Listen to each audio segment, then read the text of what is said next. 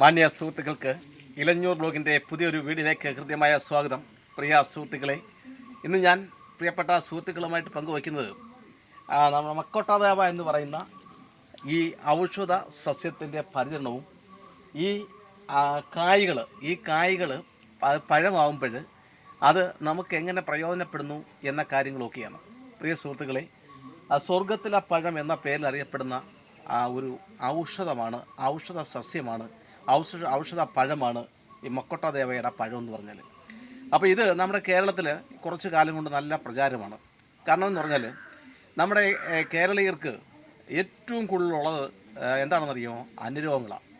പല വിധത്തിലുള്ള രോഗങ്ങൾ കേരളീയരെ ബാധിക്കുവാണ്. അത് ദിനചര്യ രോഗങ്ങളെന്ന പേരിൽ, അതുപോലെ തന്നെ മറ്റു പല പേരുകളിൽ അത് അറിയപ്പെടുന്നുണ്ട്. അപ്പം ഇത്തരത്തിലുള്ള രോഗങ്ങളെ ചെറുക്കാൻ, അഥവാ രോഗങ്ങളുണ്ടെങ്കിൽ അവ മാറിക്കിട്ടുവാൻ വളരെ ഉചിതമായ ഒരു ഔഷധ ഫലവൃക്ഷമാണ് ഈ നിൽക്കുന്ന മക്കോട്ടാദേവ എന്ന് പറഞ്ഞത്. അപ്പോൾ ഇതിൻ്റെ പരിചരണം എന്ന് പറയുമ്പോൾ ഇതിന് നല്ല വളവും ചെയ്യണം, അതുപോലെ തന്നെ ഇഷ്ടം പോലെ വെള്ളവും ലഭ്യമാകണം. അങ്ങനെ ആയാൽ നമുക്ക് ആർക്ക് വേണമെങ്കിലും ഇതൊരു മൂട് നട്ടു വളർത്താം. അപ്പോൾ ഇത് പ്രധാനമായിട്ടും ഇതിൻ്റെ ഉപയോഗം എന്ന് പറയുമ്പോൾ ഈ പഴം ഇത് നോക്കിക്കട്ടെ, ഇതിപ്പം പൂവും കായും ഒക്കെ ഉണ്ടായി നിൽക്കുന്നേ ഉള്ളൂ. ഇത് ഞാനിപ്പം നട്ട് വളർത്തിയിട്ട് ഇപ്പോൾ ഒരു 2 കൊല്ലമായി ഞാൻ നട്ട് വളർത്തിയിട്ട് ഇപ്പോൾ നിറയെ പൂവും കായ്കളും ഒക്കെ ഇത് ഉണ്ടായിക്കൊണ്ടിരിക്കുകയാണ്. ഇത് പഴുക്കുന്നുണ്ടെങ്കിൽ, ഇത് കുറേ ദിവസം കൂടെ കഴിയുന്നുണ്ടെങ്കിൽ ഇതങ്ങ് പഴുക്കുന്നുണ്ടെങ്കിൽ നല്ല കടും ചുവപ്പ് നിറമാകും. അങ്ങനെ കടും ചുവപ്പ് നിറമാകുന്നുണ്ടെങ്കിൽ ഈ പഴം നമ്മൾ പറിച്ചെടുത്ത് ഇതിൻ്റെ തൊലി എന്ന് വെച്ചാൽ മാംസം, ഇതിനകത്തൊരു കുരുവുണ്ട്, വിത്തുണ്ട്, അത് വേണ്ട. മാംസമായ ഭാഗങ്ങൾ നമ്മൾ പൂളിയെടുത്ത് അത് ചെറു കഷ്ണങ്ങളാക്കി നമ്മൾ വെയിലത്ത് വെച്ച് ഉണക്കി ആണ് ഇത് ഔഷധമായിട്ട് ഉപയോഗിക്കുന്നത്. ദിനചര്യ രോഗങ്ങളായ പ്രമേഹം, അതുപോലെ തന്നെ ഷുഗർ, അതുപോലെ തന്നെ കൊളസ്ട്രോൾ, അങ്ങനെ നമ്മുടെ ശരീരത്തിന് ദോഷമുണ്ടാകുന്ന ഇത്തരത്തിലുള്ള രോഗങ്ങൾക്ക് ഫലപ്രദമായി നമുക്ക് ഇത് ഉപയോഗിക്കാൻ പറ്റും. അപ്പോൾ നമ്മൾ ചെയ്യേണ്ടതെന്ന് വെച്ചാൽ, ഇപ്പം പ്രമേഹ രോഗമുള്ളവർ, അതല്ലെങ്കിൽ ഞാൻ നേരത്തെ പറഞ്ഞ ഏതെങ്കിലും രോഗമുള്ള ആൾക്കാർ ഈ ഉണങ്ങിയ പഴത്തിൻ്റെ ഒരു പഴത്തിൻ്റെ തൊലി എടുക്കുക. അത് എത്ര കഷ്ണമായിക്കോട്ടെ, ചിലപ്പോൾ 4-5 കഷ്ണങ്ങൾ കാണും, ചിലപ്പോൾ 6-7 കഷ്ണങ്ങൾ കാണും. ഈ ഒരു കായുടെ പഴുത്ത തൊലി, നമ്മൾ ഉണങ്ങി വെച്ചിരിക്കുന്ന തൊലി എടുത്ത് 2 ഗ്ലാസ് വെള്ളത്തിനകത്ത്, 2-3 ഗ്ലാസ് വെള്ളത്തിനകത്ത് 3 ഗ്ലാസ് വെള്ളം കുടിക്കും. 3 ഗ്ലാസ് വെള്ളത്തിനകത്ത് നല്ല ഭംഗിയായിട്ട് നമ്മളത് തിളപ്പിച്ചെടുത്തതിന് ശേഷം 3 ഗ്ലാസ് വെള്ളം ഒരു ദിവസം പല തവണയായിട്ട് നമ്മൾ കുടിക്കുക. അങ്ങനെ കുടിക്കുന്നുണ്ടെങ്കിൽ ഒരു ദിവസം കൊണ്ടൊക്കത്തില്ല, മിനിമം നമ്മുടെ രോഗത്തിൻ്റെ കാഠിന്യം അനുസരിച്ച് 1 മാസം മുതൽ 6 മാസം വരെ ഇത് വെന്ത വെള്ളം കുടിക്കുന്നുണ്ടെങ്കിൽ ഈ പറയുന്ന രോഗങ്ങൾ മാറും. കാരണം ഞാനും ഇത് വിശ്വസിക്കാൻ ഇച്ചിരി പ്രയാസപ്പെട്ടു. കാരണം ഇത് ഞാൻ വളർത്തുന്നതിന് മുമ്പായിട്ട് ഈ സസ്യത്തെപ്പറ്റി അറിഞ്ഞപ്പോൾ ഇതൊന്ന് പരീക്ഷിക്കാൻ തീരുമാനിച്ചു. അപ്പോൾ എൻ്റെ ഒരു സുഹൃത്തിന് കടുത്ത പ്രമേഹമാണ്, പിന്നെ ഇംഗ്ലീഷ് മരുന്നുകളൊക്കെ കഴിച്ചു. അത് ആയുഷ്കാലം കഴിക്കണമെന്നാണ് വൈദ്യന്മാർ പറയുന്നത്, ഡോക്ടർമാർ പറയുന്നത്.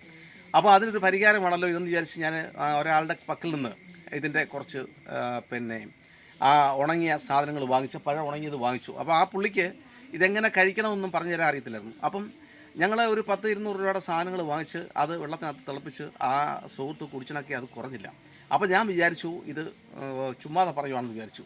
അതിനുശേഷം ഇത് അറിയാവുന്ന ഒരാളുമായിട്ട് ഞാൻ ബന്ധപ്പെട്ട് സംസാരിച്ചപ്പോഴാണ് പറഞ്ഞത്, ഞാനിപ്പോൾ ഈ പറഞ്ഞ കൂട്ട് ഇത് ചെയ്യേണ്ടതെന്ന് വെച്ചാൽ മരുന്ന് കഴിച്ചുകൊണ്ടിരിക്കും, ഇംഗ്ലീഷ് മരുന്നോ ഏതെങ്കിലും മരുന്ന് ഈ പ്രമേഹത്തിന് കഴിച്ചുകൊണ്ടിരിക്കുകയാണെങ്കിൽ ആ മരുന്ന് തുടരുന്നതോടൊപ്പം തന്നെ ഇതിൻ്റെ പഴം ഇട്ട 7 കഷ്ണമെങ്കിലും മിനിമം 7 കഷ്ണം എങ്കിലും മിനിമം ഇട്ട് 2-3 ഗ്ലാസ് വെള്ളം തിളപ്പിച്ച് അത് ഒരു ദിവസം കുടിക്കണം, പിറ്റേന്ന് കുടിക്കണം. അങ്ങനെ മുടങ്ങാതെ 6 മാസം വരെ കുടിക്കണം. അപ്പോൾ അതിനകത്ത് വെച്ച് നമ്മൾ പ്രമേഹം പരിശോധിച്ച് നോക്കണം. കുറവാണെങ്കിൽ നമുക്ക് ഈ 2 മരുന്ന് നിർത്താം, ഇത് നിർത്താം, ഇംഗ്ലീഷ് മരുന്ന് നിർത്താം. അങ്ങനെ ഞാൻ സുഹൃത്തിന് തന്നെ, നേരത്തെ കഴിച്ച അത് പരാജയപ്പെട്ട സുഹൃത്തിന് തന്നെ ഈ പഴത്തിൻ്റെ ഈ തൊലി ഉണങ്ങിയത് കൊടുക്കുകയും അങ്ങനെ കുടിച്ച് അദ്ദേഹത്തിൻ്റെ കടുത്ത പ്രമേഹ രോഗം മാറുകയും ചെയ്തു എന്നുള്ളത് വളരെ സത്യം തന്നെയാണ്. അപ്പം അതുകൊണ്ടാണ് പിന്നീട് ഞാൻ ഈ തൈ ഒരെണ്ണം വാങ്ങിച്ച് കൊണ്ടുവന്ന് നട്ട് പരിപാലിച്ച് വന്നത്. അപ്പോൾ കഴിഞ്ഞ വർഷങ്ങളിൽ എനിക്ക് കുറേയധികം പഴങ്ങൾ കിട്ടി. അതൊക്കെ ഞാൻ ഈ രോഗമുള്ളവർക്ക് കൊടുത്തു. അവർക്കെല്ലാം ആ രോഗം ഭേദപ്പെട്ടതായിട്ടാണ് എനിക്ക് കിട്ടിയ സന്ദേശങ്ങൾ. അപ്പോൾ അത് വളരെ നല്ല ഒരു അനുഭവമാണ്. അപ്പോൾ അതുകൊണ്ട് പ്രിയപ്പെട്ട സുഹൃത്തെ, ഇതിൻ്റെ നടീൽ വസ്തു എന്ന് പറയുന്നത് ഇതിൻ്റെ വിത്താണ്. പഴം നമ്മൾ പഴുക്കുന്നുണ്ടെങ്കിൽ ഇതിൻ്റെ ഈ മാംസമായ ഭാഗം എടുത്തതിന് ശേഷം ബാക്കി വരുന്ന വിത്ത് അത് നട്ട് കിളിർപ്പിച്ചാണ് ഇത് നടന്നത്. നട്ട് ഏതാണ്ട് 1 വർഷം ആകുമ്പോഴത്തേന് നമുക്കിത് കായ്ഫലം കിട്ടി തുടങ്ങും. പിന്നെ പരിചരിക്കുന്നതിൻ്റെ രൂപം എന്ന് പറഞ്ഞപ്പോൾ ഇത് ഞാൻ വളമൊക്കെ ഇടാൻ പോവുകയാണ്. ഇപ്പം മഴയാണ്. ഈ മഴക്കാലത്ത് നമുക്ക് കൃഷിക്ക് ചെയ്യാൻ പറ്റുന്ന ഏക സംഗതി എന്ന് വെച്ചാൽ വളമിടില്ല. കാരണം ഇപ്പോഴും നമ്മൾ മറ്റൊന്നും നടാനൊക്കത്തില്ല. നട്ടാൽ ഈ മണ്ണിൽ വെള്ളമൊക്കെ വീണതങ്ങ് നശിച്ചു പോകും. അപ്പോൾ അതുകൊണ്ട് ഇപ്പം നമുക്ക് ചെയ്യാൻ പറ്റുന്നത് വെച്ചാൽ കുരുമുളക് വള്ളി നടാൻ പറ്റും. അല്ലാതെ മറ്റൊന്നും നടാൻ പറ്റില്ല. വാഴ കൃഷിക്ക് നല്ലതാണ്. റബ്ബർ നടാൻ പറ്റും. അല്ലാതെ പച്ചക്കറി വൃക്ഷങ്ങളോ ഒന്നും നടാൻ നമുക്ക് പറ്റത്തില്ല. അതിനൊക്കെ ഒരു അന്തരീക്ഷമല്ല. അപ്പോൾ ഇപ്പോൾ ഈ മക്കട്ടത്തെ വയ്ക്കുന്നത് ഞാൻ വളം ഇടാൻ പോവുകയാണ്. നിങ്ങൾ കണ്ടു ഇതിൻ്റെ ചുവടൊക്കെ ഞാൻ മണ്ണുകളൊക്കെ ഒന്ന് ഇളക്കിയതിന് ശേഷം ഞാൻ ഇട്ട് കൊടുക്കാൻ പോകുന്ന വളങ്ങൾ നോക്കിയിട്ട് ആദ്യം എല്ലുപൊടിയാണ്. വർഷത്തിലൊരു 4 പ്രാവശ്യം ഇതിന് നമ്മൾ വളം ഇട്ട് കൊടുക്കണം. എങ്കിലേ ഇഷ്ടം പോലെ കായകൾ പിടിക്കത്തുള്ളൂ. അപ്പോൾ ഇതിൻ്റെ പിന്നെ ഞാൻ പറഞ്ഞില്ല, ഈ പഴുക്കുന്നുള്ളതിൻ്റെ കായയുടെ തൊലി നമ്മൾ എടുത്ത് നല്ല ഭംഗിയായിട്ട് പിന്നെ വൃത്തിയുള്ളെടുത്ത് വെച്ച് ഉണങ്ങി കൊടുത്താൽ ഇത് വില കിട്ടും. നല്ല വിലയൊക്കെ കിട്ടുന്നുണ്ട്.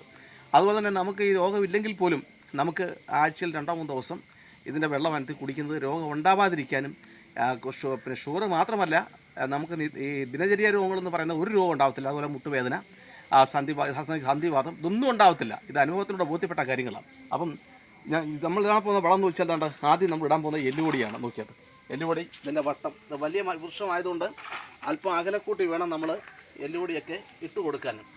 വൃക്ഷങ്ങൾ വളരും തോറും നമ്മൾ വളം ഇട്ട് കൊടുക്കുന്നത് അല്പം അകലക്കൂടി വേണം. കാരണം ഇത് പിണ്ണാക്കാണ്, കടലപ്പിണ്ണാക്ക്. ഇത് നമ്മൾ ഇട്ട് കൊടുക്കുക.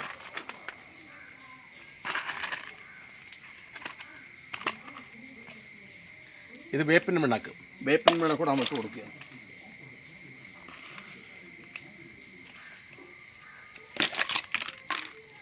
അപ്പം നമ്മൾ ശ്രദ്ധിക്കേണ്ട ഒരു കാര്യം, ഏത് വൃക്ഷത്തിനും ഏത് സസ്യത്തിനും നമ്മൾ കടലപ്പിണ്ണാക്ക് വളമായിട്ട് കൊടുക്കുന്നുണ്ട്. കടലപ്പിണ്ണാക്ക് കൊടുക്കുന്നു പറഞ്ഞാൽ നല്ല പെട്ടെന്ന് തഴച്ചു വളരാനും പെട്ടെന്ന് ഫലം ഉണ്ടാവാനും അതുപോലെ തന്നെ ഗുണം നമ്മൾക്ക് ലഭിക്കുന്ന ഫലത്തിന് ഗുണം കിട്ടാൻ ഭാരവും തൂക്കവും ഒക്കെ ലഭിക്കാനൊക്കെയാണ് കടലപ്പിണ്ണാക്ക് നമ്മൾ ഇട്ട് കൊടുക്കുന്നത്. ചാണകത്തിന് പകരക്കാരനായിട്ടാണ് നമ്മൾ കടലപ്പിണ്ണ ഇട്ട് കൊടുക്കുന്നത്. അപ്പോൾ കടലപ്പിണ്ണാക്ക് എപ്പോൾ നമ്മൾ ഇട്ട് കൊടുത്താലും ഏത് ചെടിക്ക് ഇട്ട് കൊടുത്താലും വേപ്പിൻ പിണ്ണാക്ക് ഇട്ട് കൊടുക്കണം. ഇല്ലെങ്കിൽ എന്താ ദോഷം എന്നറിയാമോ?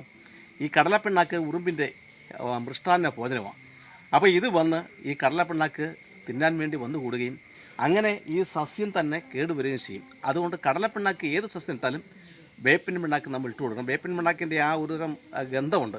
ആ ഗന്ധം ഈ പ്രാണികളെയൊക്കെ ഉറുമ്പിനെയൊക്കെ പോകും. അപ്പം വേപ്പിൻ പിണ്ണാക്ക് ഒരു വളം മാത്രമല്ല, ഒരു കീടനാശിനി കൂടാണ് നമ്മൾ മനസ്സിലാക്കണം. പിന്നീട് ഇതിൻ്റെ മുകളിൽ നമ്മൾ ഈ ചാരം കൂടെ വിതറി കൊടുക്കുക. അപ്പോൾ പിന്നെ നമുക്ക് ഉറുമ്പിനെ പേടിക്കുകയേ വേണ്ട.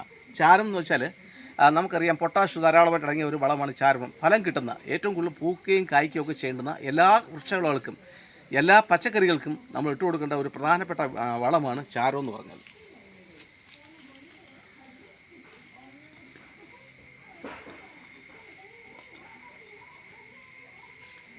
അപ്പം എന്നോട് പല സുഹൃത്തുക്കളും പറയുന്നുണ്ട് ചാരം എടുക്കാൻ ബുദ്ധിമുട്ടാണെന്ന്. അതിനൊരു പരിഹാരം ഞാൻ പറഞ്ഞുതരാം. നമുക്ക് ഈ മഴയൊക്കെ മാറി നല്ല ഉണക്കൊക്കെ ആവുന്നുണ്ടേ നമ്മുടെ പുരയിടങ്ങളിലൊക്കെ ധാരാളമായിട്ട് ഇലകൾ, വൃക്ഷങ്ങളൊക്കെ ഇല പൊഴിക്കും. അപ്പം അത് ഉണങ്ങി ആയിട്ട് കിട്ടും. അത് പല ദിവസങ്ങളായി തൂത്തുകൂട്ടി എവിടെയെങ്കിലും ഇട്ട് തീ കത്തിക്കാമെങ്കിൽ ആ ചാരം കിട്ടും. അത് വാരി നമ്മൾ ചാക്കിനകത്ത് ശേഖരിച്ച് വെക്കാമെങ്കിൽ നമുക്ക് കൃഷിക്ക് ഉപയോഗിക്കാം. അല്ലാതെ ഇപ്പോൾ വീടുകളിലിപ്പം വിറവൊക്കെ ഇരിക്കുന്ന വീടുകൾ വളരെ ചുരുക്കമാണ്. എല്ലാവരും ഗ്യാസും മറ്റ് കാര്യങ്ങളൊക്കെയാണ്. അതുകൊണ്ട് അങ്ങനെ കൃഷി ചെയ്യാൻ താല്പര്യമുള്ളവർക്ക് അങ്ങനെ ചെയ്യാം. അപ്പം നമ്മൾ ഇതിനകത്ത് മറ്റൊരു കാര്യം കൂടെ എനിക്ക് പറയാനുള്ളത്, ഈ ഔഷധമായിട്ട് ഉപയോഗിക്കുന്ന സസ്യങ്ങൾ അല്ലെങ്കിൽ മരുന്നുകൾക്കൊക്കെ ഒരിക്കലും രാസവളം ഉപയോഗിക്കരുത്. രാസവളം ഉപയോഗിച്ച ഔഷധ സസ്യങ്ങൾക്ക് എന്ത് ചെയ്യത്തില്ല, അതിൻ്റെ ഗുണങ്ങൾ നേരെ പകുതിയായി മാറും. അതുകൊണ്ടാണ് ഞാൻ ഇതിന് രാസവളം ഉപയോഗിക്കാതെ ജൈവവളം തന്നെ ഇട്ട് കൊടുത്തത്. ഇനി ഈ മഴയൊക്കെ മാറുന്നുണ്ടെങ്കിൽ ഇതിന് നമ്മൾ പുത ഇട്ട് കൊടുക്കും. എന്ന് വെച്ചാൽ ഉണങ്ങിയ ഇലകളൊക്കെ നമ്മൾ ഇട്ട് കൊടുത്ത് ചുവട് നല്ലോണം സംരക്ഷിക്കും. പിന്നീട് ഉണക്കാവുന്നുണ്ടെങ്കിൽ നമ്മൾ കൃത്യമായിട്ട് വൈകുന്നേരങ്ങളിൽ എല്ലാ ദിവസവും നനച്ച് കൊടുക്കണം. ഇല്ലെങ്കിൽ അതങ്ങ് ഉണങ്ങിപ്പോവും. അപ്പോൾ ഇത് ഒരു വർഷത്തിൽ നമുക്ക് നിറയെ കായ്കൾ കിട്ടും, ഇഷ്ടംപോലെ കായ്കൾ കിട്ടും. ഒരു 3-4 പ്രാവശ്യം നമ്മൾ വളം ഇട്ട് കൊടുക്കണം. കാലിവളം ഇട്ട് കൊടുക്കാം, ചാരം ഇട്ട് കൊടുക്കാം. നമ്മുടെ പുരയിടങ്ങളിലൊക്കെ കിളുത്ത് നിൽക്കുന്ന ഇലകൾ നമുക്ക് അറുത്തിട്ട് കൊടുക്കാം. ഇതൊക്കെ കൊടുക്കാം. അപ്പോൾ പ്രിയ സുഹൃത്തുക്കളെ, ഇതിൻ്റെ നടിൽ വസ്തു ഞാൻ പറഞ്ഞു, ഈ മക്കോട്ടദേവയുടെ വിത്താണ് നടിൽ വസ്തു. ഇത് വളർന്നു പോകുന്ന ഒരു ചെറു വൃക്ഷമാണ്. നമുക്ക് രോഗം ഉണ്ടെങ്കിലും ഇല്ലെങ്കിലും ഇതിൻ്റെ പഴം ഉണങ്ങിയതിൻ്റെ വെന്ത വെള്ളം നമുക്ക് കുടിക്കാം. ഒരു രോഗം ഉണ്ടാവാതെ വളരെ സന്തുഷ്ടമായി ജീവിതം നയിക്കാൻ പ്രകൃതി നൽകിയ ഒരു വരദാനമാണ് ഈ മക്കോട്ടദേവ. വിപരീത അഭിപ്രായത്തിന് പ്രസക്തിയില്ല. ഞാൻ എൻ്റെ അനുഭവത്തിലൂടെ ഇതിൻ്റെ ഗുണം ബോധ്യപ്പെട്ട ഒരാളാണെന്ന് എനിക്ക് ഉത്തമ വിശ്വാസമുണ്ട്. അപ്പോൾ ഇതിൻ്റെ കായ്കൾ, വിത്തുകളൊക്കെ വേണ്ടവർ അറിയിച്ചാൽ മതി. പഴങ്ങളും വിത്തുകളും ഒക്കെ നമുക്ക് ലഭ്യമാണ്. അപ്പോൾ പ്രിയ സുഹൃത്തുക്കളെ, ഞങ്ങളുടെ യൂട്യൂബ് ചാനലിലൂടെ ഞങ്ങൾ അവതരിപ്പിക്കുന്നതെല്ലാം ഇത്തരത്തിൽ നമ്മൾക്ക് ഉള്ള സ്ഥലത്ത് വെച്ച് പിടിപ്പിക്കാൻ പറ്റുന്ന കാര്യങ്ങളാണ്. അപ്പോൾ ഇത് നമുക്ക് വേണമെങ്കിൽ ചട്ടിയിൽ, പെയിൻറ്റ് ബക്കറ്റിലൊക്കെ നമുക്ക് നട്ടു വളർത്താം. ഗ്രോ ബാഗിലൊക്കത്തില്ല, ചട്ടിയിൽ പറ്റും. നല്ല വലിയൊരു ചട്ടിക്കകത്ത്. അതുപോലെ തന്നെ ഈ ടയറിൻ്റെ കൊട്ടയുണ്ടല്ലോ, ടയർ കൊണ്ടുള്ള കൊട്ട, ആ കൊട്ടയ്ക്ക് നല്ല 2-3 ദ്വാരമൊക്കെ ഇട്ട് അതിനകത്ത് നമുക്ക് നടിൽ മിശ്രിതം തയ്യാറാക്കിയിട്ടതിന് ശേഷം ഇത് നട്ട് വളർത്താം. ഇത് പഴുത്ത് നിൽക്കുന്ന നിറയെ കായകളൊക്കെ ഉണ്ടായി പഴുത്ത് നിൽക്കുന്ന കാഴ്ച വളരെ ഛേദകരമാണ്. അതൊക്കെ നമുക്ക് വളരെ രസമാണ്, വിറ്റ് പൈസ കിട്ടും. അപ്പോൾ ഇത് നല്ലതാണ്, നമുക്ക് രോഗം ഉണ്ടാവാതിരിക്കാൻ നല്ലതാണ്. അപ്പോൾ ഇതിൻ്റെ വെള്ളം കുടിക്കുന്ന വെള്ളം കുടിക്കുന്ന പ്രത്യേകിച്ച് രുചിയോ ഒന്നുമില്ല. പക്ഷേ വെന്ത് കിട്ടുന്ന ഒരു ചെറിയ കളർ വ്യത്യാസം വരും, അത്രയേ ഉള്ളൂ, അല്ലാത്ത സംഗതി ഒന്നുമില്ല. അപ്പോൾ പ്രിയ സുഹൃത്തുക്കളെ, ഇത്തരത്തിലുള്ള കൃഷിക്കാഴ്ചകൾ, ഔഷധ സസ്യങ്ങൾ, അതുപോലെ പൂച്ചെടികൾ നമുക്ക് ചിലവ് കുറഞ്ഞ രീതിയിൽ വളർത്താൻ പറ്റുന്ന കാര്യങ്ങളാണ് ഞാൻ ഇലഞ്ഞൂർ വ്ലോഗ് എന്ന യൂട്യൂബ് ചാനലിലൂടെ പ്രിയപ്പെട്ട സുഹൃത്തുക്കളുമായിട്ട് പങ്കുവെക്കുന്നത്. അപ്പോൾ ഇത്തരത്തിലുള്ള അറിവുകൾ ശേഖരിക്കാനും അത് സമാന ചിന്താഗതിയുള്ളവരിലൊക്കെ എത്തിക്കുകയൊക്കെ ചെയ്യേണ്ടത് നമ്മുടെ ഓരോരുത്തരുടെയും കടമയാണ്, കർത്തവ്യമാണ്. കാരണം ഈ പ്രപഞ്ചം നിലനിൽക്കണം, ആരോഗ്യമുള്ള ഒരു ജനസമൂഹത്തെ നമുക്ക് വാർത്തെടുക്കേണ്ടതൊക്കെ നമ്മുടെ ആവശ്യമാണ്. അപ്പോൾ അതുകൊണ്ട് ഇത് സമാന ചിന്താഗതിയുള്ളവരിലേക്ക് ഈ വീഡിയോ ഷെയർ ചെയ്യണമെന്നും, നാളിതുവരെ നിങ്ങൾ സബ്സ്ക്രൈബ് ചെയ്തിട്ടെങ്കിൽ ദയവായി സബ്സ്ക്രൈബ് ചെയ്യണമെന്നും ഞാൻ അപേക്ഷിക്കുകയാണ്. അതുപോലെ എനിക്കെന്നും താങ്ങായി, തണലായി, കരുത്തായി നിൽക്കുന്ന എല്ലാ പ്രിയപ്പെട്ട അഭ്യുദാകാംക്ഷികൾക്കും, സബ്സ്ക്രൈബേഴ്സിനും ഞാൻ നന്ദി പറയുന്നു. ഇനി നമുക്ക് ഈ വളത്തിൻ്റെ മുകളിൽ അല്പം മണ്ണിട്ട് കൊടുക്കണം, അതോടെ കാണാം.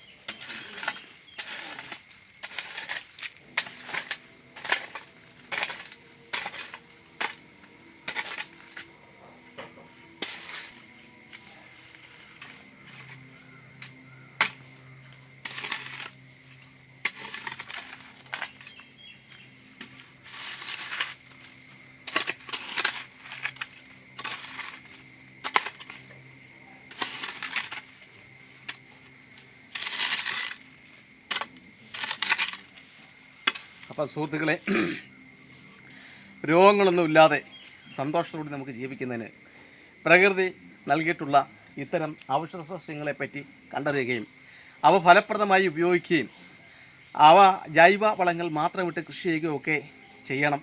അങ്ങനെ ചെയ്താൽ നമുക്ക് ദൈവം ദാനമായി തന്ന ഈ ജീവിതം വളരെ സംതൃപ്തിയോടുകൂടി നമുക്ക് അനുഭവിച്ചു തീർക്കാൻ കഴിയും എന്നുള്ളത് ഒരു സത്യം തന്നെയാണ്. അതിനായി നമുക്കുള്ള പുരയിടത്തിൽ നമുക്കറിയാവുന്ന ഔഷധ സസ്യങ്ങൾ കൂടി നമുക്ക് നട്ടുപിടിപ്പിക്കാം. അങ്ങനെ നമ്മുടെ പുരയിടം ഔഷധ സസ്യങ്ങളും ഫലവൃക്ഷങ്ങളും പച്ചക്കറികളും കൊണ്ട് നിറഞ്ഞാകട്ടെ. അങ്ങനെ നാട്ടിൻപുറങ്ങളുടെ വീടുകൾ നന്മകളാൽ സമൃദ്ധമാകട്ടെ എന്ന് ആശംസിച്ചുകൊണ്ട് എല്ലാവർക്കും ഒരിക്കൽ കൂടി നന്ദി പറഞ്ഞുകൊണ്ട് തൽക്കാലം നിർത്തുന്നു. നന്ദി, നമസ്കാരം.